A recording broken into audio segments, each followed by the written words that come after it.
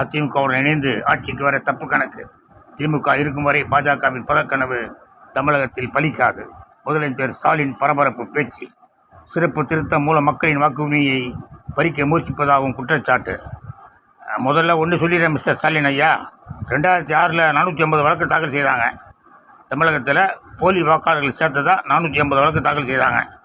அதனால் யார் திமுககாரன் இருந்தானா, அதிமுககாரன் இருந்தானா, பாஜககாரன் இருந்தானா, ஜனதா கட்சிக்காரன் இருந்தான்னு கண்டுபிடிங்க. அவங்க மேலே கடும் நடவடிக்கை எடுங்க. ரெண்டாவது, நீங்கள் கவலையப்படாதுங்க. தமிழகத்தில் பாஜகவை நம்ம மோடி மஸ்தானே காலி பண்ணிவிடுவார். பீகாரில் போய் பீகாரிகள் தமிழகத்தில் திமுகவினரால் கொடுமைப்படுத்தப்படுகிறார்கள் அப்படி சொல்லி பிரிவினவாதத்தை தூண்டுவார். அப்புறம் ஒடிசாவில் போய் பூரி ஜெகநாதர் கோயில் சாவி தமிழகத்தில் இருக்கிறதுன்னு சொல்லி தமிழனை திருடனாக்குவார். ஆனால் அவருக்கு ஆப்பு வச்ச பிறகு கவலைப்படாதுங்க. உங்களுக்கு திமுகவுக்கு ஆப்பு வைக்கிறதுக்கு ஜனதா பரிவார் ரெடி ஆகிட்டு இருக்கு. சரிதான? ஜனதா பரிவார் ஜபமணி ஜனதா சார்பில் ரெடி ஆகிட்டு இருக்கு. ஜெய்ஹிந்த்.